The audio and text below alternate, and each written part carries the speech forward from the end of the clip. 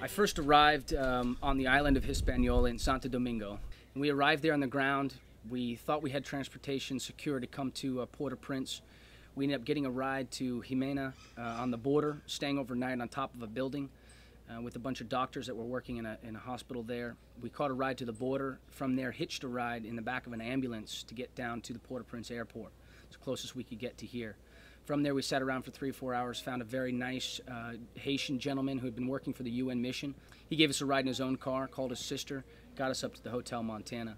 So it took us, it was quite a journey to get here to the ground. We showed up not really understanding what we were going to get involved in, not really understanding how we were going to fit, but we knew that we could do some good. So the first day we opened up, there was a large group of search teams on the ground already at the site, and we couldn't really fit in with them. So we decided that we were going to do anything that we possibly could. So the first day, Andrew, Gretchen, and I ended up cleaning the bathrooms. They were being used by around 120 search and rescue individuals, and they were pretty nasty. And so we went in there with our masks and gloves and decided we were going to clean the bathrooms. We were going to make sure that these showers were running. We met a number of different people on the ground that had already established showers and a way to flush toilets by using the pool water. So we just helped assist with that until 2 days later when we were actually able to get involved with the search and rescue teams.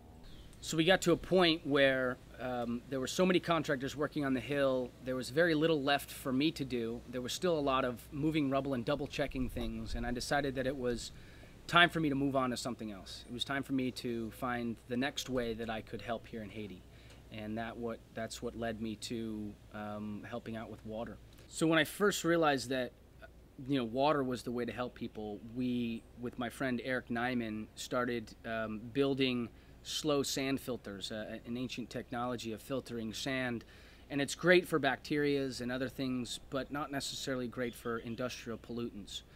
So we, we had many talks with my sister, who had since left and was back home, on what we can do to help this out. And she had a friend that was working with this group, Steidle Technologies, and they had this new water box that had this miracle filter in it. And I said, okay, a miracle filter, what is that? And it's this new nanomesh technology that's in this filter. Filters out nearly everything that's in the water. Filters out lead, filters out all these different hard metals, pesticides.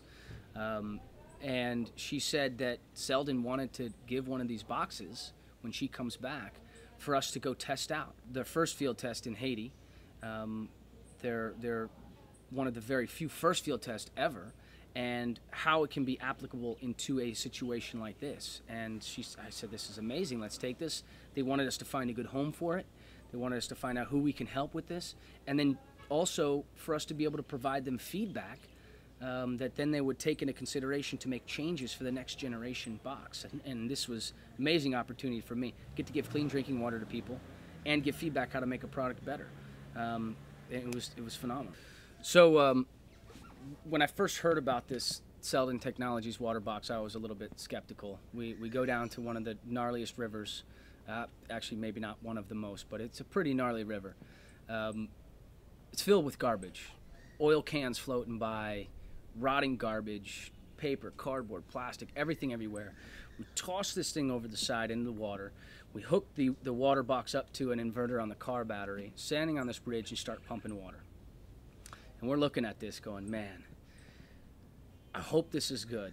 I hope when they say 99.9999% of bacteria and 99.99% of viruses and all this other stuff, I hope they've done their work, and I hope they tested this stuff out.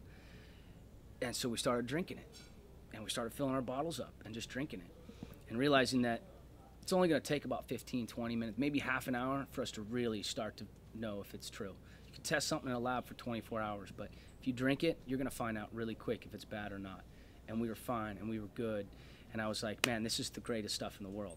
This system right here, with all the filters that it actually comes with in this box, I can filter 30,000 liters of water. After that, I buy replacement filters, $50 for the first one and $100 for the next one. And so 5 of the pre-filters cost $50 each, and 1 of the main nanomesh filters costs $100 each, and then you do it all again. So the filters are totally replaceable, and that's the good thing about this system. This pump is going to last forever. The new ones we have coming in are AC and DC pumps. So we'll be able to run them straight off of solar panels, which is exciting. Super clean and drinkable.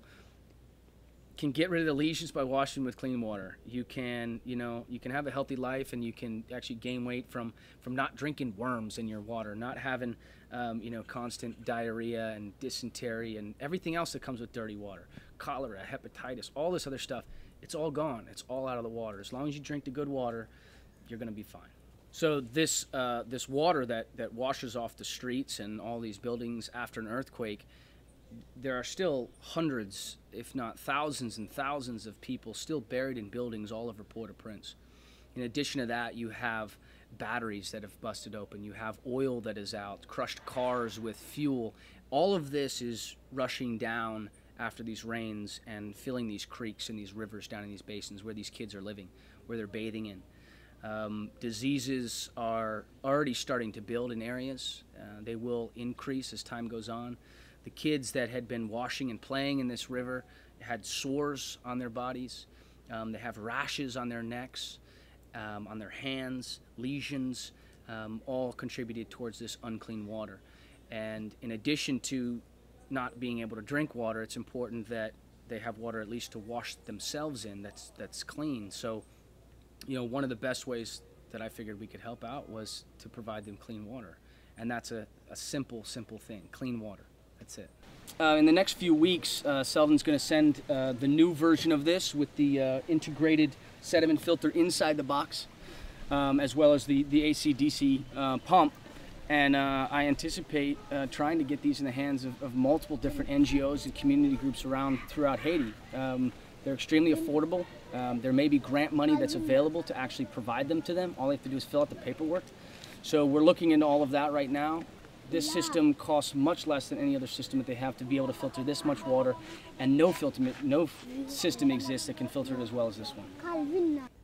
I'm so grateful that Selden was able to give us this water box to bring down here to field test in Haiti, and not only that, but be able to take our recommendations for the Selden water box and take them back and actually make those changes. Whether they were making them before, I don't know. We made recommendations, incorporate the sediment filter, to have it be a DC-AC pump instead of just the AC pump. They've made all these changes, and I'm so excited to get the new water box from them in mid-April to come down here, because this box it's changing people's lives. It's changed my life, because now I can get out there and I can say, you don't have any clean water. I can't keep buying you bottles of water, but guess what? I can throw this thing in some dirty water and I can pump it out for you all day long. And as long as you got something to fill it up in, then you're getting clean water. So, Selden's a great company. They've got a number of other products that I'm really excited to get here and test out.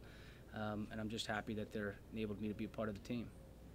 It's an amazing thing that we can take a river like this, which has plenty of flow, and turn it into drinkable water. So I think it's just really important for the for the future of Haiti, for the future of the world, to have clean drinking water. So I'd worked on the pile for 4, maybe 5 weeks solid, and then I transitioned into the water, and that's one of the reasons that I'm still here. To be able to help people out in any way I can. The water is an amazing thing. It's a small, easy thing that I can do. It makes people smile, and it makes people healthy. It saves lives, and it's phenomenal for me. And I'm still here. It's been nearly 9 weeks. It's been 9 weeks since I've been here in Haiti, and I'm happy to be here. As long as I can continue to help people out, as long as I can continue to help change lives, then I'll keep staying here. As long as people want to support me and what I'm doing, I'm here forever. Yeah.